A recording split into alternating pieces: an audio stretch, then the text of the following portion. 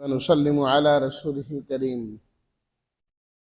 أما بعد فأعوذ بالله من الشيطان الرجيم. بسم الله الرحمن الرحيم.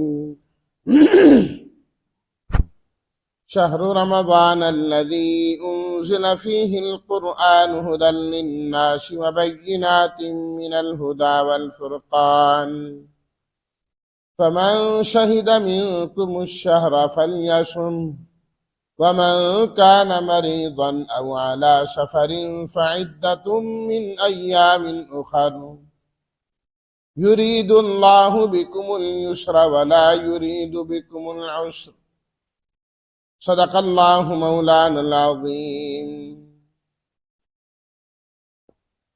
رمضان کا مہینہ وہ ہے جس میں قرآن اتارا گیا.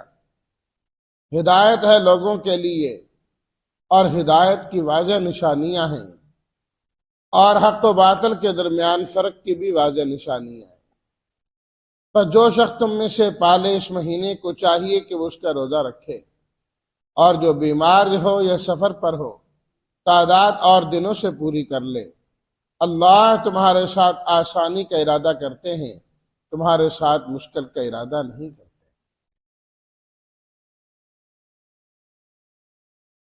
رمضان کے تعارف اور فضیلت کے سلسلے میں اللہ تعالیٰ نے قرآن مجید کا ذکر کیا کہ اس مہینے میں، اس ماہ میں اللہ نے قرآن کو نازل کیا ہے. پھر قرآن مجید کی اللہ تعالیٰ نے 3 صفات بیان فرمائی ہیں. سب سے پہلی ہدی للناس، دوسری وبینات من الہدی، تیسری والفرقان. ہدی للناس، ہدایت کا ذریعہ ہے قرآن مجید. اس وقت پوری کائنات میں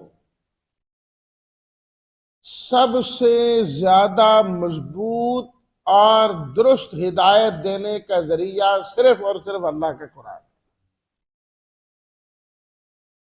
اصل بنیاد یہ ہے، کیونکہ باقی آسمانی کتابیں بھی متغیر ہو گئیں، تبدیل ہو گئیں.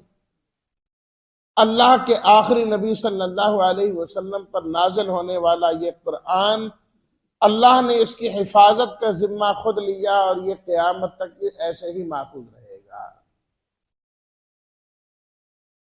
ان ھذا القرآن یہدی للتی ہی اقوم. یہ قرآن ہدایت دیتا ہے اس راستے کی جو سب سے زیادہ ٹھیک ہے، سب سے زیادہ سیدھا ہے اور سب سے زیادہ مختصر ہے. وہ قرآن میں للناس، تمام لوگوں کے لیے. جس طرح آپ علیہ الصلاۃ والتسلیمات کی جو نبوت و رسالت ہے وہ کائنات کے ہر فرد کے لیے، اسی طرح نبی کریم صلی اللہ علیہ وسلم پر نازل ہونے والا جو قرآن ہے اس کی ہدایت بھی کائنات کے تمام انسانوں کے لیے، سب کے لیے اللہ تعالیٰ نے اس کو ہادی بنایا. ہدی للناس.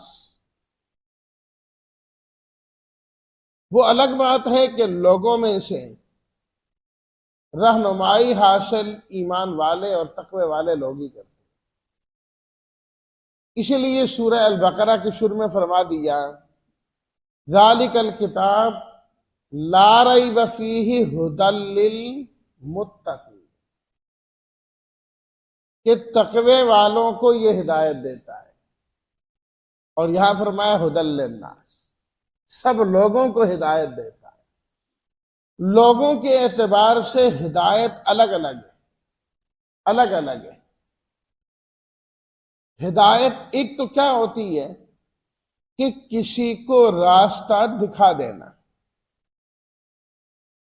اور ایک کیا ہے، کسی کو منزل مقصود تک پہنچا دینا. دونوں ہدایتیں. کسی شخص نے راستہ پوچھا آپ سے کہ میں نے فلاں جگہ جانا ہے، کہیں آپ کو راستے میں کوئی مل گیا، آپ نے کہا اسی سڑک پہ چلے جائیں، مسجد آ جائے گی، یا آپ نے اس کو راستہ دکھا دیا، کس راستے پہ چلے جائیں۔ اور ایک یہ ہے کہ ہم سے کسی نے پوچھا اس مسجد کے بارے میں، ہم کہیں کھڑے ہیں،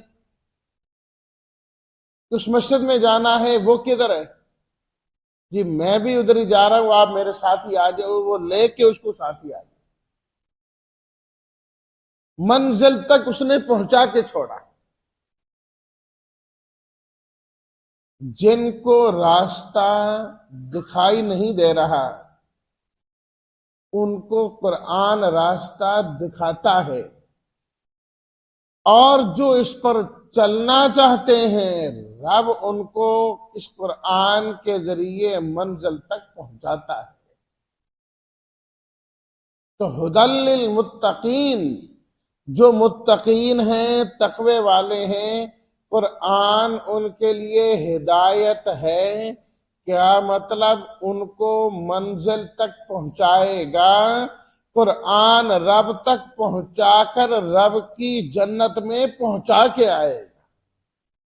یہ ہے ہدی للمتقین کا معنی۔ ہدی للناس، جن کی آنکھیں بند ہیں، اندھے ہوئے پڑے ہیں، نظر کچھ نہیں آتا، ان کو دکھتا ان کو کچھ نہیں ہے، اگر وہ دیکھنا چاہتے ہیں ہدی للناس، قرآن ہی ان کو سیدھا راستہ دکھائے، اور کہیں سے نہیں۔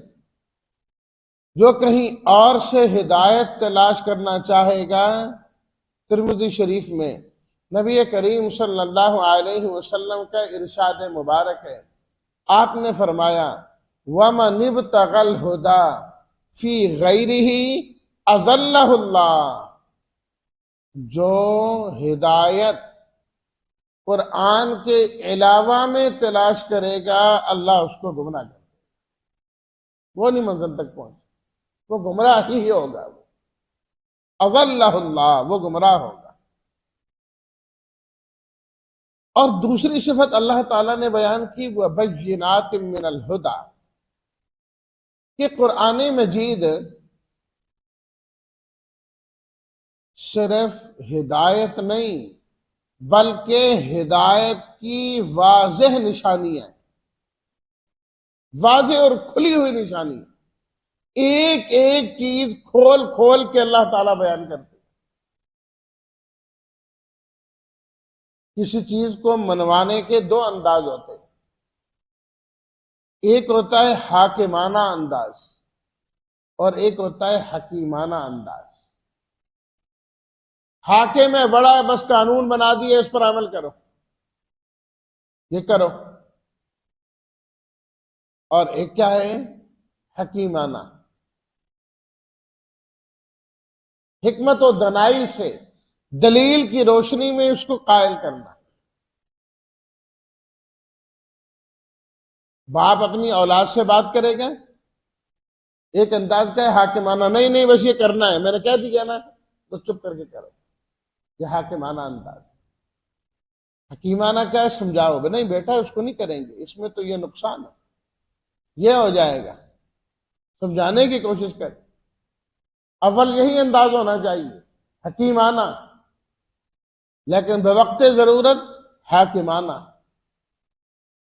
قرآن مجید میں اللہ تعالیٰ نے دونوں چیزیں ذکر کی، کہیں حاکمانہ انداز ہے، کہیں حکیمانہ انداز ہے۔ حضرت آدم علیہ الصلوۃ والتسلیمات کو جب اللہ تعالیٰ بنانے لگے، پیدا کرنے لگے، جی میں زمین میں اپنا نائب بنا رہا ہوں جو میرے احکامات کو نافذ کرے گا، فرشتوں نے کیا کہا؟ ہم آپ کی تسبیح کرتے ہیں، تقدیس کرتے ہیں، فلاں کرتے ہیں، خون بہائیں گے، قتل و غارت کریں گے، ایسوں کو اللہ آپ پیدا کر رہے ہیں۔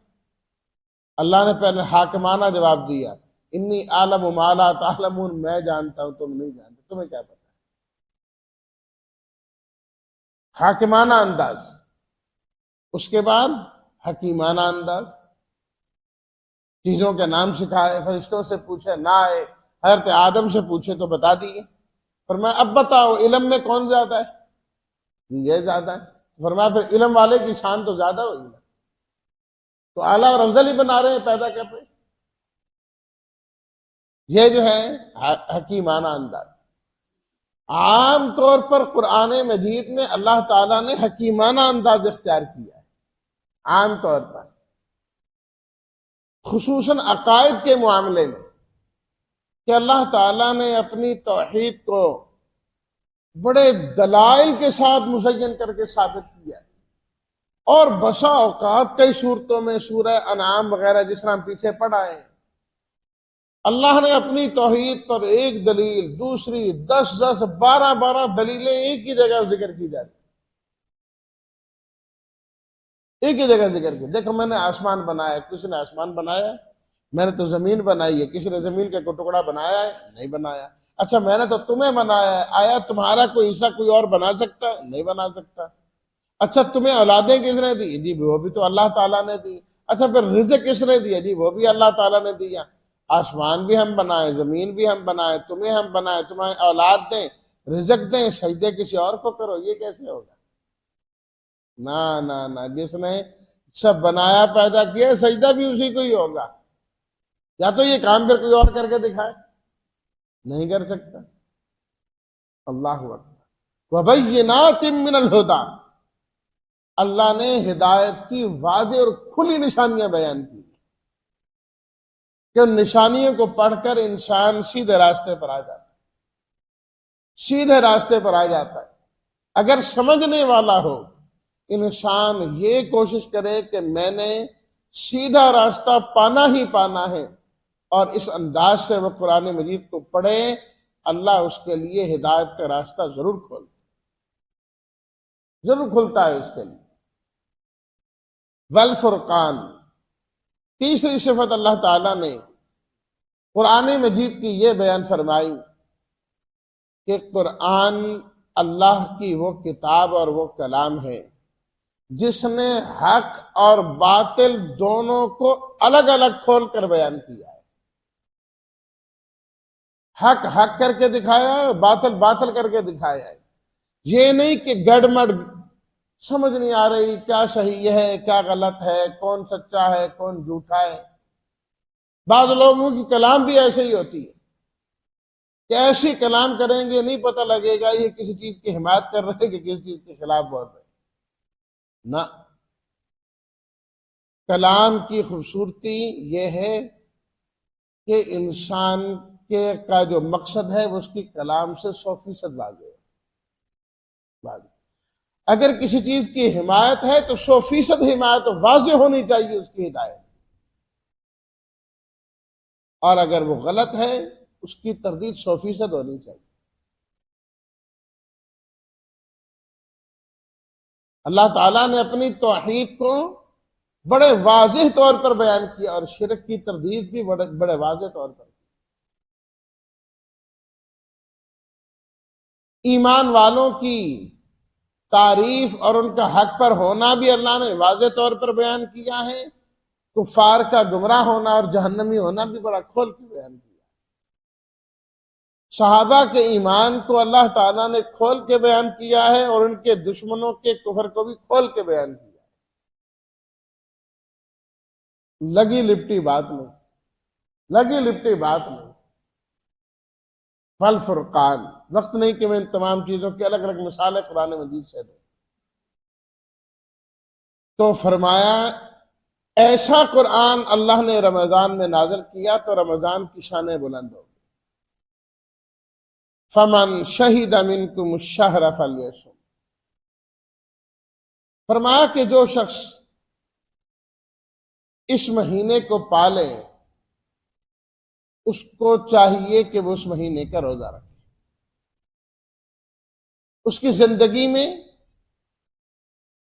رمضان آ گیا، خود چاند اس نے دیکھ لیا، کسی نے دیکھ لیا، شعبان کے 30 دن پورے ہو گئے، بس اس کے بعد وہ رمضان کو پانے والا بن گیا، اگلا دن رمضان کا ہے ہی ہے۔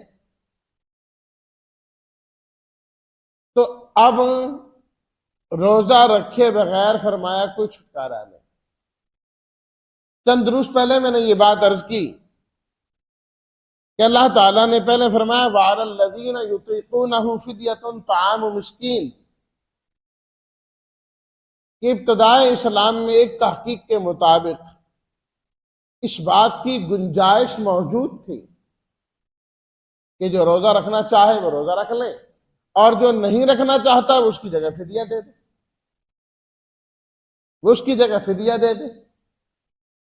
ابتدائے اسلام میں اس کی قدر گنجائش تھی، لیکن احکامات آہستہ آہستہ نازل آئے۔ نماز میں صحابہ کرام فرماتے ہیں ہم پہلے بول لیتے تھے، گفتگو کر لیتے تھے، آئے جماعت ہو رہی ہے، آئے وہ پوچھ لیتے تھے کتنے رکعت ہو گئے، وہ کہتا ابھی 2 ہوئی ہے، اللہ اکبر، تیسرے میں وہ شامل، چوتھی میں وہ شامل۔ اسی طریقے سے آنے والا السلام علیکم کہتا اور یہ آگے سے جواب دے دیتا، اس کی گنجائش تھی۔ بعد میں منع کیا گیا۔ حضرت عبداللہ بن مسعود رضی اللہ تعالیٰ عنہ فرماتے ہیں میں سفر پر تھا، تو جب میں آیا واپس تو آپ علیہ الصلوۃ والتسلیمات نماز پڑھ رہے ہیں، میں نے آ کے سلام کیا السلام علیکم ورحمۃ اللہ، آپ نے جواب ہی نہیں دیا۔ میں ڈر گیا کہ آپ لگتا ہے کسی بات پر مجھ سے ناراض ہیں کہ آج سلام کا جواب نہیں دے رہے۔ بیٹھا سوچ رہا ہوں میں نے کیا کوئی غلط کام کیا یا کیا ہو گیا، میرے بارے میں کوئی وحی تو نازل نہیں ہو گئی، سوچ رہا ہوں میں۔ آپ علیہ الصلوۃ والتسلیمات نماز سے فارغ ہوئے، میری طرف دیکھا تو میں ڈرا بیٹھا تھا، جیسے ڈرا ہوا آدمی ہوتا ہے، میں ڈرا بیٹھا تھا۔ ابن مسعود کیا ہوا کہ آپ نے سلام کا جواب نہیں دیا، میں ڈر گیا کہ آپ ناراض ہیں۔ فرمایا نہیں، اب حکم آ گیا کہ نماز خاموشی سے پڑھنی ہے، یعنی لوگوں سے کلام نہیں کرنا، لوگوں سے کلام نہیں کرنا۔ سلام کی گنجائش بھی ختم کر دی گئی، آہستہ آہستہ احکام ہے۔ تو اس لیے جب نماز ہو رہی ہو مسجد کے اندر آئیں تو بعض رات بلند آواز سے السلام علیکم السلام کرتے ہیں، یہ درست نہیں ہے۔ اس کی نماز میں مخل ہونا ہے، جواب اس نے دینا کوئی نہیں ہے، وہ دے سکتا نہیں ہے، اللہ سے ہم کلام ہے، تو اس کی نماز میں کیوں مخل ہو رہے، یہ درست نہیں۔ اور ویسے بھی جب مسجد کے اندر آئیں تو اگر کچھ لوگ نماز پڑھ رہے ہیں، کچھ ذکر اذکار کے اندر ہیں، تو ان کی عبادت کے اندر مخل ہونا، خلل ڈالنا یہ بھی ٹھیک نہیں ہے۔ آئیں آہستہ سے السلام علیکم، کہ جو متوجہ ہے دیکھ رہا ہے سلام کا جواب دے دے، اور جو عبادت میں مشغول ہے اس کی عبادت میں فرق نہ آئے۔ تو آہستہ آہستہ احکام آئے۔ پہلے اجازت تھی، اس کے بعد حکم دے دیا نہیں، جس کی زندگی میں یہ مہینہ آ گیا اس کو روزہ رکھنا ہی رکھنا پڑے، فل یا سم ہو، اب کوئی گنجائش باقی نہیں۔ ہاں فرمایا جو پہلے بات کی تھی بیماری کی اور سفر کی وہ آج بھی ہے، کہ کوئی شخص بیمار ہو گیا کوئی بات نہیں، کوئی شخص سفر پہ جانا ہے فرمایا کوئی بات نہیں، وقتی طور پر روزہ چھوڑ دیں، آنے والے دنوں کے اندر اللہ اس کو زندگی دے تو رمضان کے بعد ان کی قضا کرے گا، ان کی قضا کرے گا۔ فعدۃ من ایام اخر، اور دنوں سے تعداد کو پورا کرنا ہے۔ اللہ ہم سب کو یہ مہینہ نصیب فرمائے اور اس کے روزے اور باقی عبادات اہمیت کے ساتھ، اخلاص کے ساتھ اور کوشش کے ساتھ ادا کرنے کی اللہ ہم سب کو توفیق عطا فرمائے۔ الحمدللہ رب العالمین والصلاۃ